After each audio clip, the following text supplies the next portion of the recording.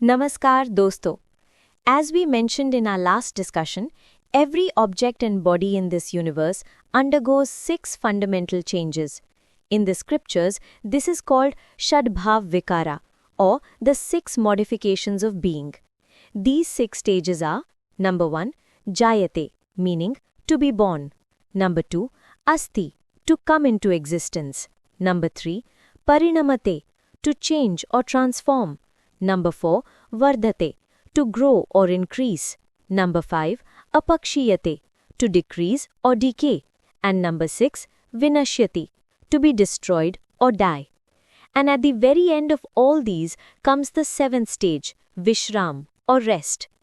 Based on this, we explained how the 28 nakshatras were bound into 7 stages to outline the yugas.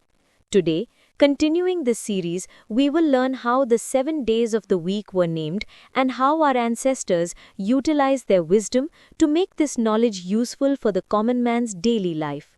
Let's start with the meaning of Saptaha and Vara. First, let's understand the meaning. Saptaha is made up of 2 Sanskrit words, Sapta and Aha.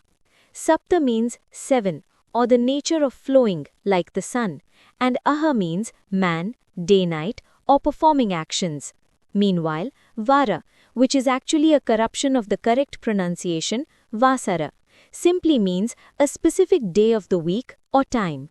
In summary, our ancestors bound time into 7 days corresponding to the 7 planets so that humans could determine their actions according to the utility of time. Let's begin with the first day. Number 1. Somvar, the origin. The first day of the week is Monday. This symbolizes Jayate, meaning origin or birth. Som means the joy born of labor, like the joy a farmer feels seeing the first sprout of his crop, or a family feels seeing a newborn member. Its presiding planet is the moon. It symbolizes childhood and the dawn, known as Ushakal. So what to do on Somvar? According to scriptures, this day grants success in all tasks. You can perform these activities: blowing a conch shell or offering lotus flowers, wearing pearls or silver jewelry, using white items, eating dairy products or doing dairy business, gardening and planting trees, water-related activities like swimming, or starting a new course or studies. This day is also excellent for emotional healing and therapy. Number 2. Mangalvar, existence. The second day is Tuesday. This symbolizes Asti, meaning existence. Mangal means auspicious and hopeful. Its presiding planet is Mars. In life, it symbolizes boyhood and the sunrise. What to do on Mangalvar? This is a day for energy and strategy. Focus on strategic planning, negotiation, or taking an edge in competition. Work related to fire, like cooking or havan, buying gym equipment or self-defense tools, legal battles, business attacks, or winning sports competitions. It is also good for buying gold or wearing red coral, known as Moonga. This day is considered excellent for blood donation and planned surgeries. Caution: do not get a haircut or mundan done on this day, and eating meat is prohibited. One should not take a loan on Tuesday, but it is an excellent day to repay an old loan. Number 3. Budhvar, transformation. The third day is Wednesday. This symbolizes Parinamate, meaning change. Budh refers to an awakened person. Its presiding planet is Mercury. It symbolizes youth and the midday period. What to do on Budhvar? Make smart decisions and do intelligent work. Studying, writing, blogging, or content creation. Art, painting, and DIY projects. Networking and meeting friends. Buying gold or making investments. And engaging in debates or legal arguments. A quick note: one should not lend money on Wednesday, but it is very favorable to collect debts owed to you. Number 4. Veervar or Guruvar, growth. The fourth day is Veervar. This symbolizes Vardhate, meaning growth. Veer means one who defeats enemies and expands. Its presiding planet is Jupiter, the Guru.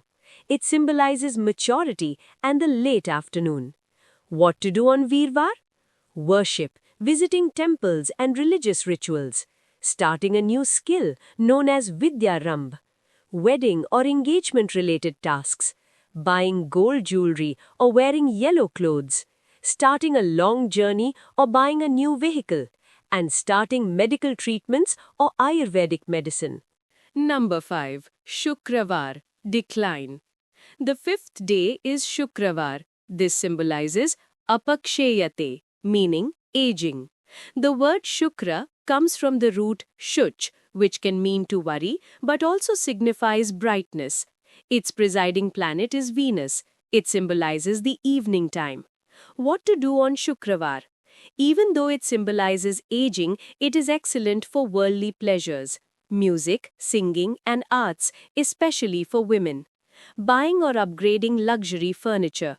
Buying perfumes, scents, or gemstones. Hosting parties, celebrations, and festivals. And works related to farming, gardening, and serving cows. Gauseva. Number 6. Shanivar, destruction. The sixth day is Shanivar. This symbolizes Vinashyati, meaning the end. Shani means darkness. Its presiding planet is Saturn. It symbolizes the night. What to do on Shanivar? Buying iron goods like tools and machinery, stone or granite construction work, buying security tools, hiring new staff, or shifting into a new house. Special note, stay away from lies and sin on this day. Saturday is auspicious specifically for iron-related work.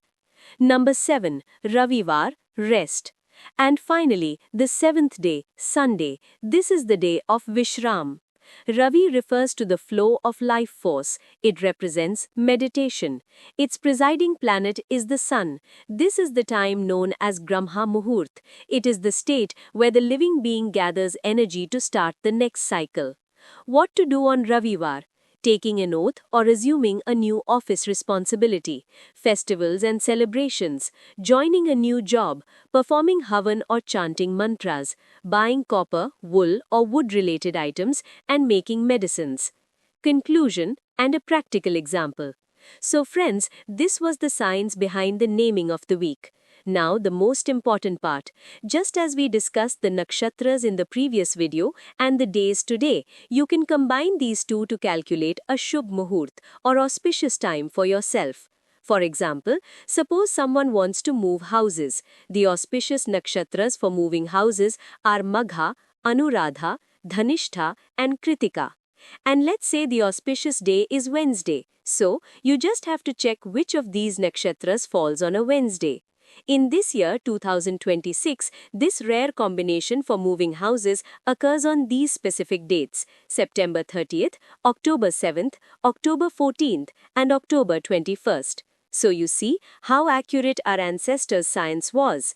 I will take my leave now. In the next video, we will unravel the mystery of the naming of the yugas, which will be thrilling information for you.